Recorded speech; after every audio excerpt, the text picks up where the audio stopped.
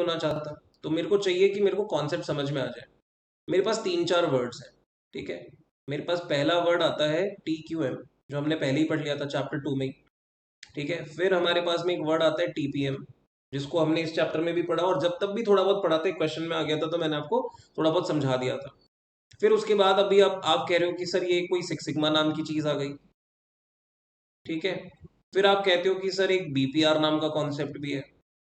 Now how do I classify, how do I understand and how do I use, ठीक है। सो सबसे पहले मैं आपको बोलूंगा कि हम अगर बात करें तो ऑल ऑफ दीज, ठीक है, ऑल दीज टेक्निक्स, आप चाहो तो प्लीज ये लिख लेना, ठीक है।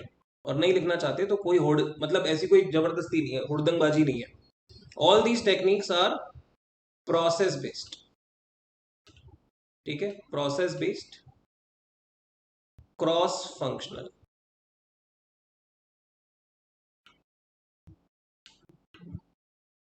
And coordination based. यानी इसमें एक डिपार्टमेंट दूसरे डिपार्टमेंट तीसरे डिपार्टमेंट में इंडिपेंडेंट वर्किंग ना होकर के हर डिपार्टमेंट का एक दूसरे में इंटरफेरेंस रहेगा, यानी एक डिपार्टमेंट दूसरे डिपार्टमेंट में उंगली जरूर करेगा, क्योंकि उसको प्रोसेस से मतलब है। अब प्रोसेस से मतलब होने का मतलब क्या है सर, ये बता दो। तो मैंने कहा देखो, अगर आप परचेज करते हो, ठीक है, तो आप समझो परचेज करने में फाइनेंस डिपार्टमेंट का भी इन्वॉल्वमेंट आता है, राइट। परचेज करते समय आपके स्टोर्स डिपार्टमेंट का भी काम पड़ता है। परचेज करते समय आपके इन्वेंट्री मैनेजमेंट का भी काम पड़ता है, ठीक है ना। तो मैनेजमेंट अलग बैठेगा, स्टोर्स डिपार्टमेंट अलग देखेगा, फाइनेंस डिपार्टमेंट अलग देखेगा, ठीक है। क्वालिटी स्टाफ की भी जरूरत पड़ती है, राइट। यानी अगर आप प्रोसेस समझ लो तो प्रोसेस तो एक जैसा ही रहेगा। कब क्वालिटी स्टाफ को आना है, कब परचेज डिपार्टमेंट को इन्वॉल्व होना है, कब किसको होना है। अगर परचेज सिर्फ परचेज डिपार्टमेंट के लोग कर लेते तो बात ही क्या थी, तो इसे फिर प्रोसेस नहीं बोलते ना। सिमिलरली सेल होती है तो भी फाइनेंस आ जाता है, सिमिलरली सेल होती है तो हमारा क्वालिटी वाला भी आ जाएगा, सिमिलरली सेल होगी तो हमारा फिनिश गुड्स का इन्वेंट्री जो कीपर है वो भी आ जाएगा, right. So you will have various departments performing a single process, the process remains the same, ठीक है ना। एक कस्टमर को परचेज कर रहा है, मतलब एक बार परचेज कर रहा है, नेक्स्ट टाइम भी परचेज का प्रोसेस वही रहेगा।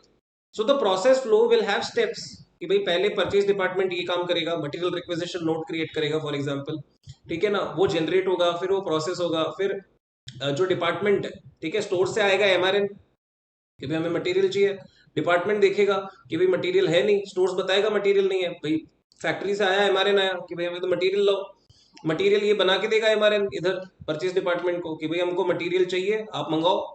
ये MRN को यूज करके ये लोग क्या करेंगे, चालू करेंगे कि हमें क्या क्या चाहिए। तो ये पूरा प्रोसेस हो गया, ठीक है ना। और now when you understand the process you can apply anything. समझना धीरे धीरे मेरी बातों को ध्यान से। तो अब क्या हुआ, हम जब ये वर्ल्ड वॉर 2 की बात कर रहा हूं मैं, वर्ल्ड वॉर 2 जब हुआ, तो वर्ल्ड वॉर 2 जब हुआ तो हमारे पास में जापानीज लोग आ गए, ठीक है। जापानीज लोग आ गए और जापानीज लोगों ने क्या इंट्रोड्यूस करा, they introduce the concept of TQM, they introduce the concept of six sigma. ये मैं इनके मेन अचीवमेंट्स मानता हूँ, ठीक है ना। और लीन सिस्टम्स की बाकी सारी चीजें आ गई, और क्या ये कुछ तीसरा लाए तो मैं कहूंगा नहीं, मेन चीजें ये दो लाए, ठीक है। TQM came up as a non statistical approach, मैं सारी चीजें समझा दूंगा, चिंता मत करना। और सिक्स सिग्मा जो है वो एक स्टैटिस्टिकल अप्रोच की तरह है।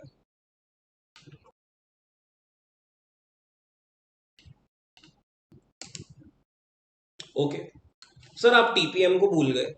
मैंने कहा नहीं नहीं, TPM को मैं भूला नहीं, मैं TPM को TQM का इंप्लीमेंटेशन ही मानता हूं टू द फैक्ट्री फ्लोर, ठीक है।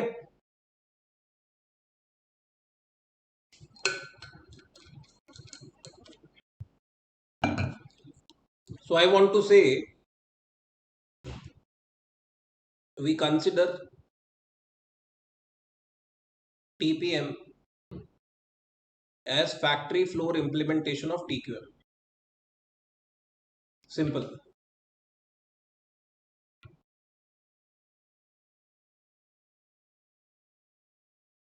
अच्छा, थोड़ा और नॉलेज बेस पे ऐड करता हूँ। वर्ल्ड वॉर टू के बाद जापान की तो हालत खराब थी। So can we expect Japan to have research का पैसा? ठीक है, do they have research money? क्या इनके पास रिसर्च के लिए फंड्स हो सकते थे कभी भी? ठीक है, why we are dealing with history? Because that is absolutely relevant. Do they have dollars? No. अच्छा, रिसर्च हब कौन है? वर्ल्ड का रिसर्च हब कहाँ बैठता है? अमेरिका में बैठता है, यूएसए में बैठता है। वहां इन्वेस्टमेंट्स है। That is why they produce, ठीक है, as many billionaires as possible. वहां पे जितने बिलियनर्स एग्जिस्ट करते हैं उतने कहीं भी नहीं करते, पूरे वर्ल्ड में बाकी मिला के भी नहीं करते। तो आप समझ सकते हो कि भाई अमेरिका की जो प्रोस्पेरिटी है वो कहाँ से फंक्शन करती है, राइट? नाउ रिसर्च फंड्स की जब बात आती है तो भाई हमारे पास, जापानीज के पास पैसा था क्या? नहीं। सो जापानीज जो थे, दे कुड नॉट हैव री इंजीनियर्ड अ प्रोसेस। समझो मेरी बात। वो लोग एक प्रोसेस को नए सिरे से नहीं कर सकते थे। उनके पास जो था, they have to apply what? Process improvement techniques. उन्होंने सिर्फ प्रोसेस को लीन सिस्टम में डाला है। The processes were basic only, ठीक है ना? सो उसमें बहुत बेसिक चेंजेस ही लाए हैं वो लोग कभी भी कोई ऐसा चेंज नहीं लाए जो बोले कि ये क्या कर दिया भाई, मशीन नहीं ले आया, अरे भाई साहब ये टेक्नोलॉजी देख दिमाग खराब हो गया। ऐसा कुछ नहीं करा इन्होंने। What they had was small process improvement techniques, small, ठीक है ना, स्मॉल, बड़े सिस्टमैटिक तरीके से छोटी छोटी प्रोसेस इंप्रूवमेंट टेक्निक्स उन्होंने लगाई। जिसमें से पहली टेक्निक जो थी वो टीक्यूएम थी। और टीक्यूएम और सिक्स सिग्मा क्या हैंड इन हैंड चल सकते हैं? मैंने कहा हाँ, कोई दिक्कत नहीं है मुझे। अब मैं पहले एक डिवीजन करना चाहता हूँ, ठीक है? अरे इसी कोर्स कहाँ से आ गया, राइट? रुको एक मिनट। मैं एक डिवीजन करना चाहता हूँ। डिवीजन कैसे कर रहा हूँ मैं? आई वॉन्ट टू से कि देर आर भाई two types of things. One is called process improvement,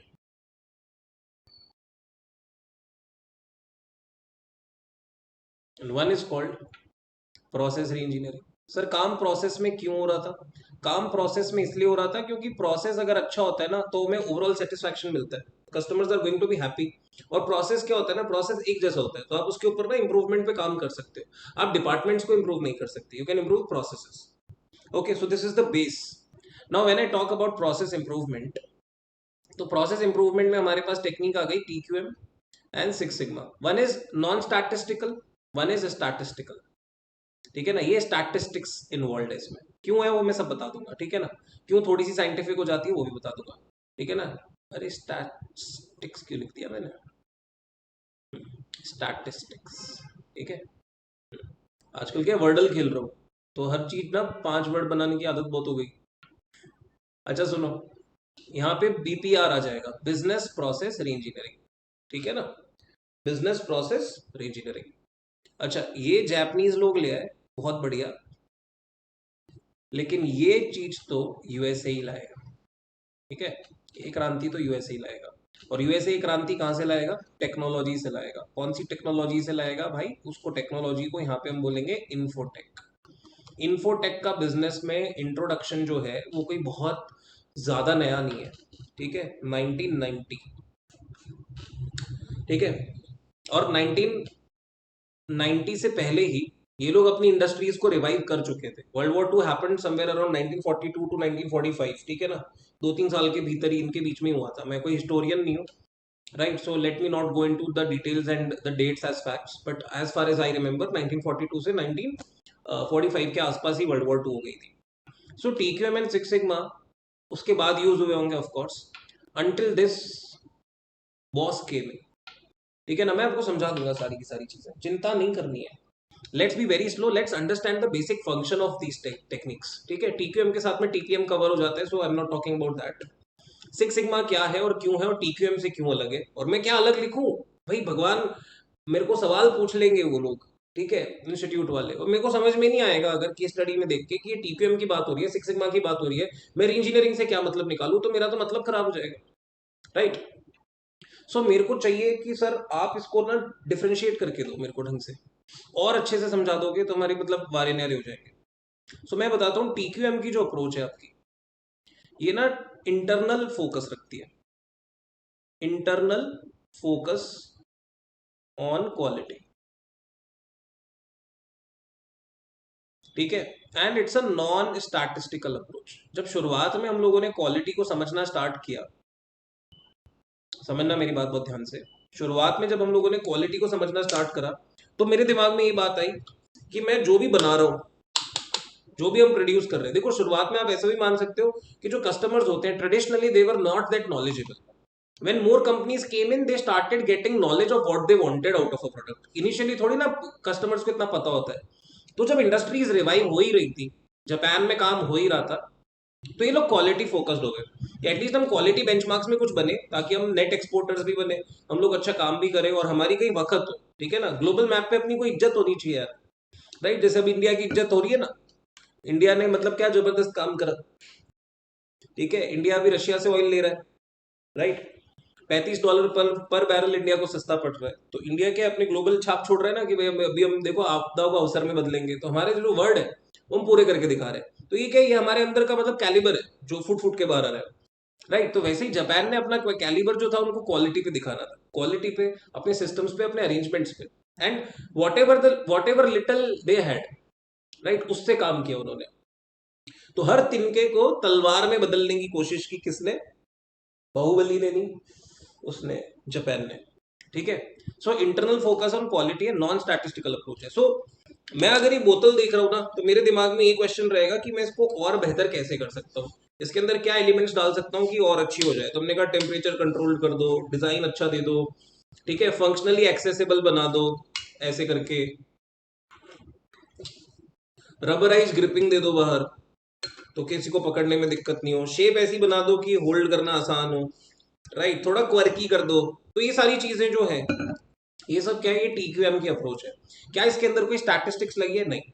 ठीक है, इंटरनल फीडबैक आते रहेगा, इंटरनल फीडबैक आते रहेगा प्रोडक्ट बनते समय, और उनको धीरे धीरे धीरे धीरे धीरे धीरे धीरे धीरे धीरे धीरे धीरे इंप्रूव करते रहो। ठीक है, अब ये हमने कर लिया, लेकिन क्या टीक्यूएम, क्या TQM along with TPM also, मैं तो कहता हूं, ठीक है, it does not ensure a defect free production। समझो इस चीज को। आप क्वालिटी पे बात कर रहे हो, बहुत अच्छी बात है, मैं भी क्वालिटी पे बात करता हूँ, बहुत अच्छी बात है। हमने एक किताब छापी, ठीक है ना, तो ये भी लॉट्स में छप के आई। हमने कभी पहले 100 किताबें तो सबसे जल्दी देना, ताकि हम क्या है ना, हम वेरीफाई कर लेंगे चीजें। पहले तो मैंने 10 मंगाई सैंपल से, फिर हमने कहा आप 100 छाप दो, फिर उसने कहा कि हम बाकी छाप देते हैं, ठीक है ना। तो हमने 1000 का लॉट दिया एक बार में, ठीक है, और हमने उसको प्रिंट कराया। तो अब मेरे पास जब ये बुक्स आएगी, तो मेरा क्या होगा, एक होता है quality assessment. Right, this is quality assessment, कि मैं देखूं पेज कैसा छपा है, मेरे हिसाब से मुझे क्या लगता है बेस्ट हो गया इसमें। Right, now at a point of time there would be a student.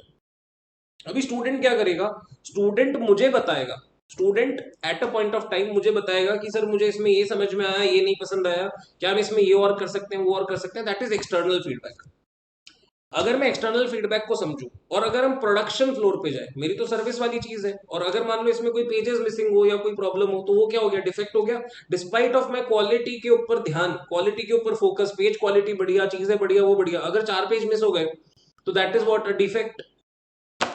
सो क्या होता है, आप क्वालिटी कितना भी अच्छा बना लो, क्वालिटी आप कितना भी अच्छा बना लो, लेकिन अंततः जब प्रोडक्ट कस्टमर के पास पहुंचता है, ठीक है, even with your good quality, if there is a defect, ठीक है, द सेटिस्फैक्शन विल रिड्यूस। समझना, if there is a defect, once the product reaches the customer, the satisfaction will reduce, even though you could be very good on quality. ये pen बहुत बढ़िया चलता है, ठीक है, और ये बोलते हैं हाउजर करके जो नाम का कंपनी है, जर्मनी का बताते हैं, ठीक है, ये पेन बहुत बढ़िया चलता है, मैं अपने रेगुलर यूजेज में यही पेन यूज करता हूँ, ठीक है, it's a ball pen, it's a very good, it's a very good one. लेकिन ऐसा हो सकता है कि कहीं 10 पेन में से एक पेन लीक कर रहा हो, तो हम बोलेंगे क्वालिटी ऑल तो बहुत बढ़िया है, लेकिन मेरे को तो मजा नहीं आया, मैं तो हाउजर क्या है, हाउ ये क्या हो गया है, ठीक है, रंग गया मैं तो वो नहीं चाहिए। फिर ऐसे केसेस में क्या होगा, हम लोगों को लगेगा कि यार ये काम बेकार हो गया, बेकार हो गया। ठीक है, सो क्वालिटी का focus does not ensure defect free production, please understand. मैं क्वालिटी काम देना चाहता हूं, दैट डज नॉट मीन मेरे से गलती नहीं होगी, मेरे से डिफेक्ट्स नहीं बनेंगे। ओके, नाउ सिक्स सिग्मा ने क्या कहा, सिक्स सिग्मा ने कहा focus on variances, focus on variances. भाई वेरिएंस आया तो वेरिएंस का मतलब क्या है, डिफेक्ट। डिफेक्ट कौन रिपोर्ट करेगा? अच्छा, पहली बात तो स्टैटिस्टिकल अप्रोच हो गई, क्योंकि भाई हम लोग वेरिएंसेस पे काम कर रहे हैं। तो ये क्या हो गया? स्टैटिस्टिकल अप्रोच हो गया। अच्छा, ये फीडबैक कहां से आएगा? एक्सटर्नल फीडबैक से आएगा। और एक्सटर्नल फीडबैक कौन लाके देगा? सर कस्टमर लाके देगा। सर क्या ये दोनों चीजें मिक्स करके चल सकती हैं? बिल्कुल चल सकती हैं। Six Sigma was never introduced as a fact that TQM was not. TQM is good. Internally आप अपने क्वालिटी पे काम करते हो और इंटरनली क्वालिटी में किसी को एक्सप्लेन भी नहीं कर सकता। जब तक पहली रोल्स रॉयस नहीं बनी थी तब तक क्वालिटी, ठीक है ना, क्वालिटी इंटीरियर्स क्या होते हैं, क्वालिटी डिजाइन क्या होता है, क्वालिटी मशीन क्या होती है, वो थोड़ी ना लोगों को समझ में आ गई थी अपने आप। बट क्या रोल्स रॉयस बनने के बाद डिफेक्ट आ सकता है? आ सकता है। तो कंपनी क्या कर रही है उसके लिए? ठीक है ना, कंपनी का डिफेक्ट पे क्या फोकस है? सो वो बोल रहे हैं कि भाई हम लोग फोकस ऑन वेरिएंसेस करेंगे, स्टैटिस्टिकल अप्रोच लगाएंगे, एक्सटर्नल फीडबैक लेंगे, ठीक है, एंश्योर डिफेक्ट फ्री प्रोडक्शन। मैं आपको समझाता हूं। अगर आप एसी में बात करो ना, एसी, एसी की बात, तो मेरे क्या हुआ, घर रेनोवेट हुआ जब बड़े भाई की शादी थी। मेरी शादी में तो रेनोवेशन की जरूरत पड़ी नहीं, 3 साल बाद ही थी मेरी, ठीक है, कोई हमारे 12-15 साल का अंतर तो है नहीं। तो जब बड़े भाई की शादी हुई तो घर रेनोवेट हुआ, तो लगे हाथ भाई, अब जिस जिस कमरे में एयर कंडीशनर नहीं था उस कमरे में भी एयर कंडीशनर लग गया। ठीक है, तो कुल मिला के 7-8 एसी घर में हो गए। ठीक है ना।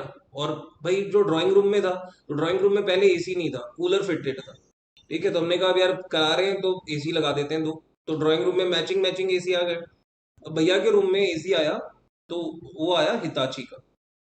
ठीक है, अब अगर आप हिताची की ब्रांड को देखोगे तो it is considered to be one of the expensive brands. ठीक है ना, जैसे एक जनरल कंपनी है, जनरल नाम से, ठीक है, एक हिताची है, एक ग्री भी चल रही है आजकल। ठीक है, आजकल ग्री भी यूज करने लग गए। So these are expensive brands.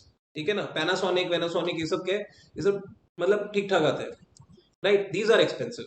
सो हमने हिताची का एसी लगवाया। Now Hitachi is very good for quality. आप अगर देखोगे तो वो आपको इतने सारे 15 फीचर बता देगा, मोशन सेंसिंग के, इधर से उधर जाओगे तो एसी फॉलो कर लेगा आपको, मतलब एसी चल के नहीं आएगा, उसके वो जो विंग्स है ना वो इस तरह से अरेंज हो जाएंगे कि आपको डायरेक्टली हवा आएगा। तो आई फील वाई फील करके पता नहीं 100 फलाना ढिमाका तरह के फीचर थे। अलार्म लगा लो, ये लगा लो, वो लगा लो, एसी में मून लाइट बैकलाइट ऑफ कर दो, ये कर दो, वो कर दो। ठीक है, तो इतना सब समझ के है ना, एडवांस्ड एसीज में होती, तो बहुत बढ़िया क्वालिटी, मजा आ रहा। लेकिन कुछ समय बाद पता चला कि उसके जो उसकी पीसीबी होती है, जो ऑपरेटिंग चिप है, वो खराब थी। ठीक है, और उस वजह से क्या हो रहा था, अंदर एसी के अंदर बर्फ जम रही थी, मजाक नहीं कर रहा मैं, एसी के अंदर बर्फ जम रही थी, पानी लीक हो रहा था और बर्फ जम रही थी अपने आप ही। और वो इतना ठंडा कर देता था कि जिसकी पता नहीं, एसी के अंदर बर्फ जमने लग गई थी। तो हमने वो एसी बुलाया, उसके ऊपर वीडियो वीडियो भी बना के वो लोग लेके गए, टेक्नीशियन लोग, क्यों बर्फ कैसे जम रही है। मैं कहा देखो तुम तो, यार हमें तो नहीं पता बर्फ कैसे जम रही है, पर जम रही है इसमें, देखो आप। ठीक है ना, तो एसी का अगर वो आप खोलो ना हटा के, तो ऊपर ना बर्फ की लेयर लग जाती थी। अब क्या होगा, खूब अच्छी क्वालिटी है, सब बढ़िया है, मेरे को तो डिफेक्ट मिल गया, मेरा दिमाग तो हो जाएगा क्या खराब, मेरा दिमाग क्या हो जाएगा खराब। अब डिफेक्ट मिलने के बाद मैं क्या करूंगा? अब क्या होता है ना, कोई चीज अच्छी लगती है ना तो लोग नहीं बोलते। रजत जैन की क्लास अच्छी लग गई ना तो जा जाके नहीं बताएगा कि अरे यार बहुत शानदार है यार ये आदमी, मजा आ गया, मजा आ गया। ऐसा कभी कोई नहीं करता। लेकिन अगर कुछ खराब लग गया ना तो जरूर जाके 100 जगह लिख के आएगा कि आदमी ना बहुत मेरे को पिज्जा अच्छा लग गया, मान लो डोमिनोज का, आज मैंने कोई पिज्जा मंगाया, मेरे को बहुत मजा आ गया, चीज बस्ट वगैरह एकदम गर्मा गर्म बढ़िया आ गया, तो मैं जाके रिव्यू नहीं दूंगा। लेकिन खराब आ गया ना तो मेरी 1 स्टार रेटिंग हर जगह डल जाएगी, मैं लंबा चौड़ा पैसेज लिख दूंगा, एक फोटो भी डाल दूंगा। ठीक है, so every defect that a particular company is creating, every defect that a particular company is creating, it is also it is also increasing the risk of losing a potential customer। 5 नाराज customer 25 खराब करके जाएंगे। तो every खराब customer, every every bad customer experience is going to ruin, ठीक है, 5x the number of potential customers. ये एक बेसिक टैगलाइन समझ लो धंधे की। अगर 5 लोगों को खराब लगी ना आपकी सर्विस, तो 25 का माइंड खराब करेंगे। अब क्या हुआ, हमारे पड़ोस वाली आंटी को भी एसी चेंज करना था, उन्होंने बोला यार तुम्हारे अलग अलग ब्रांड के लगा रखे हैं, बताओ कौन सा अच्छा है। मैं कहा देखो आंटी सब सही है, कोई सा भी लगा दो, 20,000 का ले 50,000 का ले, कोई मतलब नहीं है, हिताची मत लाना। ठीक है, कुछ भी लिया ना, हिताची मत लाना। ठीक है, तो बोले क्यों, मैंने कहा मैं वो आप देख लो, फिर बर्फ जमा के दिखाता हूँ, चलो आओ। ठीक है, मेरे को लगता है फ्रिज बना दिया इन्होंने, एसी नहीं बनाना था इनको, वो बड़ी सारी बातें हो जाएगी। लेकिन हम क्या है ना, तारीफ करें नहीं करें, बुराई तुरंत करते हैं। ये कस्टमर की नेचर होती है, ये कस्टमर की क्या, हर इंसान की नेचर होती है, क्योंकि उसकी एक्सपेक्टेशन ना बहुत हाई होती है हमेशा, और जहां पैसे लग जाए वहां तो भयंकर होती है। राइट, मतलब अगर इंसान का बस चले तो 1 रुपए की बूमर में उसको पिज्जा का स्वाद चाहिए। राइट, कि मैं 1 रुपए की बूमर खरीदूं और मेरे को मतलब चोकोलावा केक का स्वाद आ जाए, फील वैसी आ जाए, उसकी इच्छा है ये तो वो कुछ भी कर सकता है। Okay, focus on variances. तो इनका फोकस क्या रहा कि यार जो लॉट के प्रोडक्ट आ रहा है ना वो नहीं आना चाहिए। समझ रहे हो आप, कि कस्टमर आके ये रिपोर्ट नहीं करे क्वालिटी अच्छी है, सब अच्छा है, मैं खुश हूँ, लेकिन अल्टीमेटली ये तो खराब निकल गया, तो खुशी तो उड़ जाएगी ना सारी की सारी। आप बहुत अच्छी कॉफी बनाते हो, ठीक है, एक दिन आप ज्यादा बोल दो कॉफी ज्यादा डल गई मेरे से यार, आज थोड़ी कड़वी हो गई, तो आप बोलोगे ये तो बेकार हो गया ना। तुम कितना भी अच्छी क्वालिटी का मटेरियल यूज कर लो, राइट, कॉफी कितनी भी बढ़िया यूज कर लो, दूध कितना भी बढ़िया ले आओ, लेकिन अल्टीमेटली अगर कॉफी ज्यादा डल गई है तो बेकार हो गई ना, तो that is a defect. So defect reduction का काम कैसे होगा सर, जितना ज्यादा स्टैंडर्डाइज्ड हो जाएगा प्रोसेस। अगेन मैं बोलता हूं कि process standardisation does not mean that a customisation can not happen. Process का स्टैंडर्डाइजेशन अलग चीज होती है, और हर प्रोसेस के अंदर ही छोटे छोटे एलिमेंट्स होंगे जहां पे customisation would be possible. Those customisation can also be standardise, जितना ज्यादा स्टैंडर्डाइज करोगे उतना अच्छा होगा। अब इसका नाम सिक्स सिग्मा कैसे पड़ा वो भी बता देता हूँ। क्या टीक्यूएम और सिक्स सिग्मा दोनों लगेगा? हाँ, क्योंकि क्वालिटी इनिशियली सिर्फ मैनेजमेंट ही डिटरमाइन कर पाएगी कि क्या बनानी है। ठीक है, कैलकुलेटर का क्वालिटी क्या बनाना है वो तो पहले केसीओ ने डिसाइड करा है, हमने तो बाद में एक्सपीरियंस करा है। Right, so the first quality focus is theirs only, तो दैट इज टीक्यूएम। अगर इसमें डिफेक्ट आएगा तो मैं पहुंचूंगा, वो सिक्स सिग्मा पे काम कर रहे हैं। ठीक है, तो ये लोग देते हैं, जैसे इसमें अच्छी खासी वारंटी आती है, मेरे को किसी ने जिसने भी बेचा उसने यही कहा कि इसकी वारंटी ज्यादा है, आप इसलिए ये ले जाओ, तो ये ना खो ही जाएगा बस आपसे ये, वरना तो रिप्लेस हो जाता है। राइट, तो ऐसा करके कुछ मेरे को ज्ञान दिया गया था। खैर what ever it is, I am happy.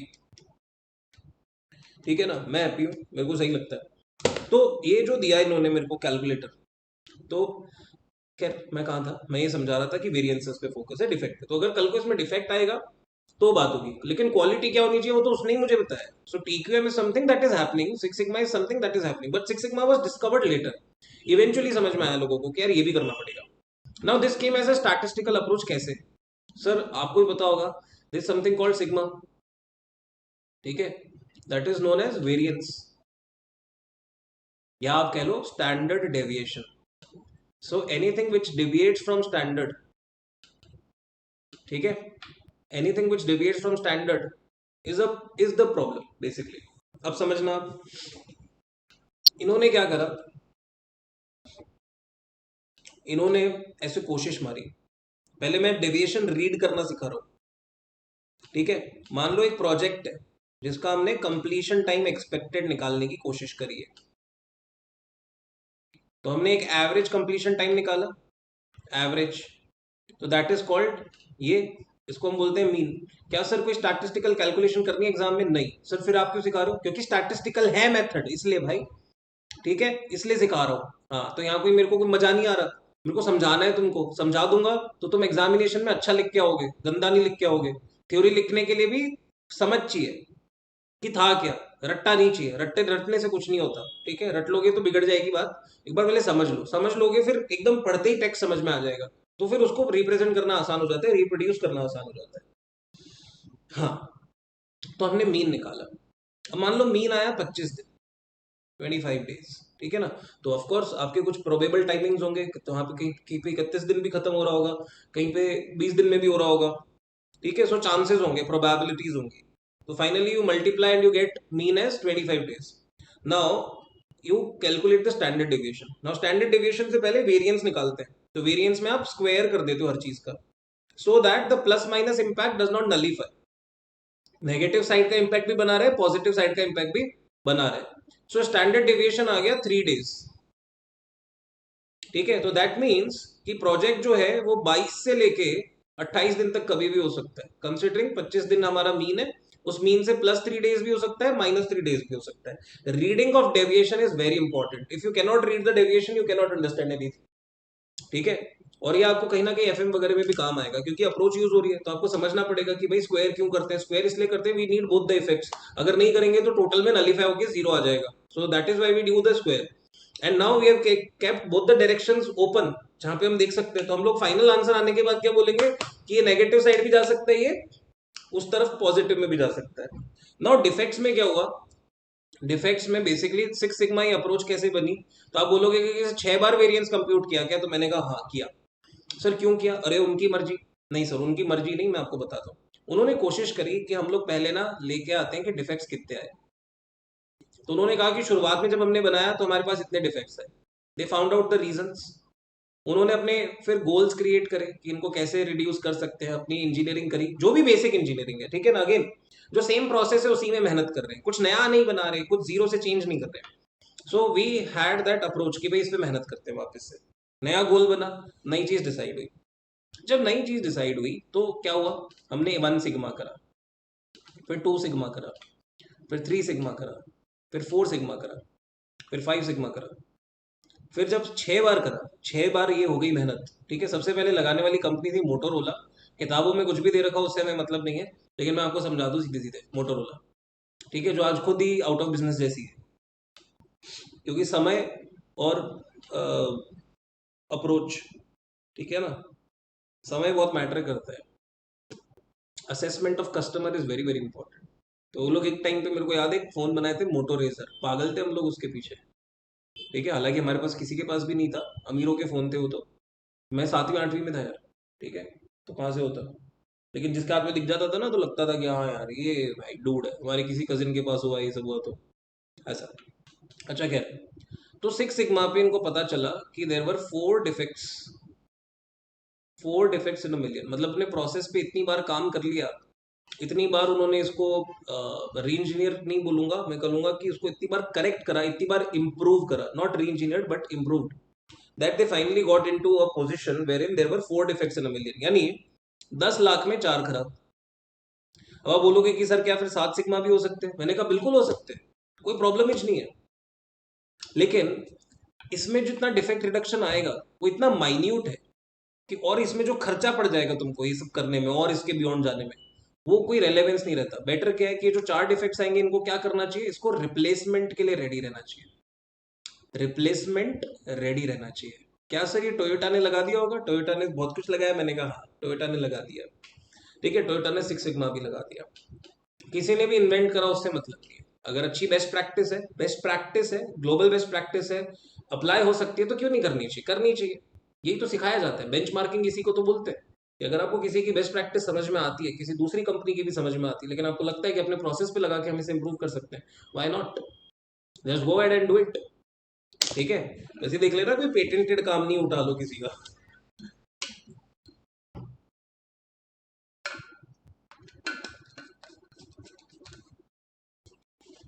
चलो आगे को बढ़ते हैं। सो ये TQM हो गया, ये 6 सिग्मा हो गया, ये हमने सब निकाल दिया, ठीक है। ये बेसिक अप्रोचेस हो गई, these are related to what, आपने देखा, study the existing process,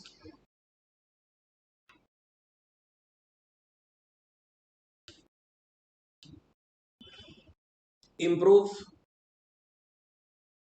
repeat, ठीक है। अगर आप जा रहे हो non statistical, something which customer is even not aware of, ये भी तो बात समझो। तो आप चल रहे हो टोटल क्वालिटी मैनेजमेंट पे, जो हमारे अप्रोचेस हैं, ऐसा नहीं नॉन स्टैटिस्टिकल TQM ही आएगा, बहुत चीजें आ सकती हैं भाई, लेकिन अभी सिर्फ प्रोसेस इसके ऊपर चल रहा हूँ। स्टैटिस्टिकल पे हमारे यहाँ यूज हुआ क्या, 6 सिग्मा। 1990s का जब टाइम आया, ठीक है, 1990, उस दौरान वो आ गया था, क्या बोलते हैं उसको, इंटरनेट। और बिल गेट्स ने एक डायलॉग भी मार दिया था, ठीक है, बिकॉज माइक्रोसॉफ्ट वाज पायनियर उस टाइम पे काफी चीजों के लिए, ठीक है, and they were the ones who started this concept also. कहीं ना कहीं कॉन्सेप्ट जो है ना वो यूनिवर्सिटीज कॉलेजेस और इन लोगों ने एनकरेज करा, अपने नेटवर्क शेयर करने स्टार्ट करे, and then this came as a concept in the USA. So USA ने स्टार्ट करा इसको, एंड इन्होंने तो 2-3 साल में बिजनेस में यूज करना स्टार्ट भी कर दिया, because they were very experiment. आपको पता है आज भी जितना भी काम होता है ना वर्ल्ड में, उसका टेक कौन देता है, यूएसए देता है। और यूएसए फिर देखता है कि ये टेक तो हमारा है, टेक्नोलॉजी हम देंगे, ठीक है, व्हाट आर द कंट्रीज, ठीक है, जैसे हमारा इंडिया एक कंट्री है भाई जिससे ये लोग काम करा सकते हैं, तो वो लोग देखते हैं कि ऐसी कौन सी कंट्रीज हैं जो लेबर इंटेंसिव है, जिनको हम बोले कि भैया हम टेक दे देंगे, आप तो ये ना काम कर लो, ठीक है, हम आपसे काम करवाएंगे, आप ये काम कर लो, तो इंडिया उनमें से एक है। चाइना उनमें से एक है, ठीक है ना। तो अभी भी सबसे पहले क्या होता था, सबसे पहले चाइना दिया जाता था, ठीक है। And in fact USA uses a +1 strategy. आपको पता है यूएसए का जितना भी आउटसोर्सिंग है ना, उसको +1 स्ट्रैटेजी भी बोलते हैं। तो +1 क्या है, बेसिकली चाइना +1। चाइना +1, वो +1 में इंडिया आता है। तो जब कोई काम वो चाइना को नहीं दे सकते, चाइना से जब जब उनकी बात खराब होती है, वो काम इंडिया को दे देते हैं। तो अभी तो इसलिए तो चाइना के साथ इतना एंटी चल रही है चीजें, कि इंडिया की स्टॉक मार्केट एंड इंडिया के अंदर बहुत स्कोप बढ़ गया, ठीक है। हम भी एक बिग बुल ग्रुप चलाते हैं वैसे। नंबर दे रखा है नीचे, अगर ज्वाइन करना हो तो कर सकते हो। खैर, मैं आपको बता रहा हूँ, तो ये बात हुई इंटरनेट यूएसए वगैरह की। अब क्या हुआ, जब ये इंटरनेट आया, जब ये इंफॉर्मेशन टेक्नोलॉजी आई, तो एक और कॉन्सेप्ट एमर्ज हुआ, ऑटोमेशन। अब जब आप ऑटोमेशन लगाने जाते हो ना, तो आपको ऑटोमेशन लगाने के लिए जो एग्जिस्टिंग प्रोसेस है, ठीक है, जो एग्जिस्टिंग प्रोसेस है उसमें आप छोटी छोटी चेंजेस नहीं करते हो। आपका जो प्रोसेस है वो शुरुआत से लेके एंड तक पूरा चेंज हो जाता है। समझ रहे हो मेरी बात? आपका जो प्रोसेस है वो शुरुआत से लेके एंड तक बिल्कुल चेंज हो जाएगा। यानी आपने जो सोचा है, और अब जब आप जब करने जा रहे हो ना, तो आपका काम बिल्कुल चेंज हो जाएगा। सिंपल सी बात है। पहले मैं बोर्ड पे पढ़ाता था, ठीक है, that was my standard process. हम पहले चौक वाले बोर्ड पे पढ़ाते थे, मान लो, फर्ज करो। हम फिर मार्कर पे आ गए, that is process improvement. White board लिया है, प्रोसेस इंप्रूवमेंट, कि भाई गंदगी कम हो, ठीक है। धीरे धीरे धीरे धीरे हमने प्रोजेक्टर से पढ़ाना चालू करा, प्रोसेस इंप्रूवमेंट, ठीक है। प्रोजेक्टर पे हमने डिस्प्ले कर दिया और वहीं लिखने लग गए उस पे भी। अब आजकल तो क्या हो गया, कंप्यूटर खोलो उसी में सब कुछ होगा, बोर्ड का काम ही खत्म कर दिया, ठीक है। बोर्ड छोड़ का काम ही खत्म कर दिया। तो ये क्या हो गया, ये री इंजीनियरिंग हो गई। हमने कार इंजीनियरिंग कर लिया, जहां हमने पूरा बेस मेथड चेंज कर दिया, हमारी इंजीनियरिंग हो गई। तो टेक्नोलॉजी जहां जहां घुसी बिजनेस में, उसने री इंजीनियरिंग कर दी, ठीक है। So re engineering came came in as and when IT came in. तो बीपीआर का जो सबसे बड़ा कैटलिस्ट है, ठीक है ना, कैटलिस्ट बोल लो, कैटलिस्ट बोल लो, या सबसे बड़ा की इनेबलर बोल लो, वो जो मर्जी तुम्हें बोल लो, वो कौन रहा, आईटी रहा। तो जब 1990s में इंटरनेट आ गया, जब ये टेक्नोलॉजी इतनी फेमस हो गई, जब लोग कम्युनिकेट करने लगे, इंफॉर्मेशन शेयर होने लगी, रियल टाइम पे सप्लाई चेन मैनेजमेंट होने लगे, तो उस दौरान टेक्नोलॉजी का इस्तेमाल करके हमने सारे प्रोसेसेस को वापस से समझा, वापस से निहारा, वापस से सुधारा, और बिल्कुल नई चीज बन के आई। और अब जो नई चीज बन के आई वो हम यूज करते हैं आजकल। ईआरपी है, इनको सॉफ्टवेयर को यूज पे लगाओ, काम करो, बढ़िया, काम खत्म। तो प्रोसेस री engineering happened across the system, ठीक है ना। जैसे ही री इंजीनियरिंग हो गई, तो हम लोगों को समझ में आ गया कि भाई ये हमारा अब होल्ड एरिया हो गया। समझ रहे हो? अब री इंजीनियरिंग एक बार हो गई, तो री इंजीनियरिंग ऐसा तो है नहीं। अब री इंजीनियरिंग का मतलब क्या है, पूरा का पूरा डिपार्टमेंट का फंक्शन एक बार बंद करना पड़ेगा, पूरा का पूरा नया लाना पड़ेगा, और फिर नए पे टिकाना पड़ेगा। बैंकिंग सिस्टम के अंदर री इंजीनियरिंग हुई भयंकर तरीके से। छोटे छोटे इंप्रूवमेंट करने की जगह अचानक पूरा सॉफ्टवेयर आ गया, कि बैंकिंग अब सॉफ्टवेयर पे चलेगी। तो आपको भी पता है एक टाइम था, और शायद ये एरा कई बड़े बच्चों ने देखा होगा, मतलब जो उम्र में मेरी उम्र के आसपास है, या 2-3 साल ही छोटे हैं, 4-5 साल भी होंगे तो चलेगा। तो उनने सबने ये देखा होगा वो एरा, जहाँ पे पहले ना चेक पास होने में बड़ा टाइम लगता था, बड़े सारे दिन लगते थे, मल्टी सिटी होता था तो और प्रॉब्लम थी, से लेकर के आईएमपीएस तक के टाइम, ठीक है। So the processes have reengineered. Once री engineering is done, reengineering ऐसी चीज नहीं है जो हर दूसरे दिन तीसरे दिन कर लोगे, क्योंकि काम रुकता है उसमें, काम जीरो से बदलना पड़ता है, तो काम कुछ दिन रुकता भी है, कुछ टाइम समय खराब भी होता है उसमें। सो री इंजीनियरिंग बिजनेस को एक बार रोकता भी है, ठीक है ना। सो उसके बाद क्या करा हमने, री इंजीनियरिंग दोबारा करी। हमने क्या करा, री इंजीनियरिंग दोबारा करी, ठीक है। सो री इंजीनियरिंग दोबारा करने में और पहली री इंजीनियरिंग में काफी गैप होगा, लेकिन जो प्रोसेस इंप्रूवमेंट है वो ना हमारे रेगुलर रहेंगे, ठीक है ना। So these are more likely regular. This is not something very very regular, it will happen once in a decade, twice in a decade, और वॉट एवर इट इज। जितना भी टाइम लगता है कि कुछ बेसिक चीज में चेंज आ गया, वहां वहां पे ये लगेगा। तो टेक्नोलॉजी आने से बिजनेस करने का जो बेस था, बिल्कुल चेंज हो गया था।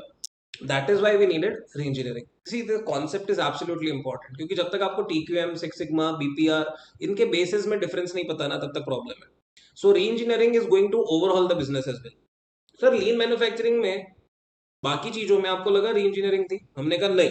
सिक्स सिग्मा, टीक्यूएम वगैरह के जो टॉपिक्स हैं, सिक्स सिग्मा तो खैर पढ़ाया नहीं, और भी जो बाकी छोटे मोटे टॉपिक्स थे उसमें ऐसी कोई री इंजीनियरिंग नहीं थी। अरेंजमेंट अरेंजमेंट बदल गया, ये सब बदल गया। सर फिर बीपीआर लीन में क्यों आ गया? तो आपको नहीं लगता आईटी की वजह से, बहुत कम स्टाफ में, बहुत कम डिपार्टमेंट से, बहुत कम कैलकुलेटिव चीजें करने से और ऑटोमेट करने से आप बहुत लीन सिस्टम पे जा सकते हैं? Yes, that is why this came in. भाई। और आपको क्या होता है, आपको एक एश्योरेंस मिलती है ऑफ व्हाट, एक्यूरेसी। ऑपरेशनल में हम लोग बोल रहे थे, जब आपको याद हो तो हम लोगों ने जब पढ़ा जस्ट इन टाइम वगैरह के बारे में भी, तब भी हम लोगों ने ये सीखा कि वर्कर्स को हम कई सारी मशीनों पे ज्ञान देंगे ताकि बेचारे की मोनोटोनी ब्रेक हो जाए। सिर्फ मोनोटोनी इतनी बड़ी प्रॉब्लम थी, राइट। अभी आप री इंजीनियरिंग कर दो, टेक्नोलॉजी डाल दो, अपने आप सब हो रहा है, ठीक है, ऑटोमेटेड प्रोसेस है, तो काहे की मोनोटोनी। और सेम ही चीज कंप्यूटर 1000 बार भी सही करेगा, और वही सेम 1000 बार अगर एक इंसान से कराओगे तो कभी गलत करेगा कभी सही करेगा। आखिर गलती होती किससे? To err is human, right?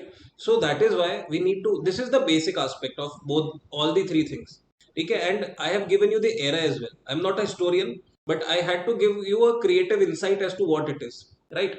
So once you have this creative insight, I feel, मेरे को ऐसा लगता है, ठीक है ना, एक दिली दिली खुशी मिलती है, मुझे ऐसा लगता है कि हाँ, हम कुछ अचीव कर पाए हैं, ठीक है ना, हम कुछ अचीव कर पाए। This is the objective behind what I have taught, ठीक है। तो ये ऑब्जेक्टिव क्लियर है अगर आपको, तो क्या होगा, कोई भी जन, आप घर पे बैठ के पढ़ रहे हो, कैसे भी पढ़ रहे हो, किधर भी पढ़ रहे हो, है ना, आपको क्या होता है ना, आपको क्यूरियोसिटी बढ़ती है कि yes, now I can understand what is the distinction between the things, how and where I have to identify what is being implemented. कल को क्या होगा, केस स्टडी घुमा के दे देगा। अभी आरटीपी के अंदर नया क्वेश्चन है, मैच द फॉलोइंग। अब मैच द फॉलोइंग होएगा ही नहीं, अगर तुमको टॉपिक ही क्लियर नहीं है। तो तुमको अगर बोल दिया कि 8-10 अप्रोचेस है और ये कार्य हुए हैं, बताओ कौन सा किस में जाएगा, तो तुम कैसे मैच कराओगे? सिंपल सी बात है। तो क्या है ना, कई जगह फंसने के चांसेस हैं, वहां फंसना नहीं है, वहां अपने पास में आज की तारीख में अब हमारे पास में सोल्यूशन है, राइट। जय जय शिव शंकर, कांटा लगे ना कंकर। तो तुम्हारी पढ़ाई को सुधारने के लिए हमेशा तत्पर मैं रजत जैन अभी विदा लेता हूँ। इसके डिटेल्ड कॉन्सेप्ट्स हमारे लेक्चर्स में रहेंगे, और हमारी बुक में सब कुछ दिया हुआ है वैसे, है ना, क्विक बुक वगैरह है, तो आप देख ही सकते हो। और क्विक बुक को बहुत सराहना मिली है, ठीक है। And the question bank is also got super praise, क्योंकि एबीसी एनालिसिस किया हुआ है, लिस्ट ऑफ इंपॉर्टेंट क्वेश्चन उसी में कवर हो जाता है, कुछ अलग से करने की जरूरत नहीं है। Very comprehensive, fully solve, step by step, ठीक है। फिर साइड नोट्स भी लिखे हुए हैं, जहाँ जहाँ पे कुछ अप्रोचेस बदलनी है या कोई खास की पॉइंट है या कुछ एक्स्ट्रा दिया हुआ है, तो सब कुछ हमने किया हुआ है, सारा homework is done. So thank you so very much for attending the session first of all. And secondly, अगर आपको जो भी कुछ चाहिए हो, हमारा व्हाट्सएप नंबर है ही आपके पास, ठीक है, वो फ्लैश होता रहेगा आपको हमेशा। So thank you so very much, and I think this is a good enough base for any, ठीक है, चाहे वो कोई नॉर्मली पढ़ रहा हो, सेल्फ स्टडी से पढ़ रहा हो, कैसे भी पढ़ रहा हो, उसको एक अच्छा बेस मिल जाएगा। एटलीस्ट वो अपनी किताब खोल के समझ पाएगा कि हाँ, ये क्यों और कैसे लिखा है, ठीक है ना। So much thank you, thank you, thank you, and take care. फिर मिलेंगे चलते चलते।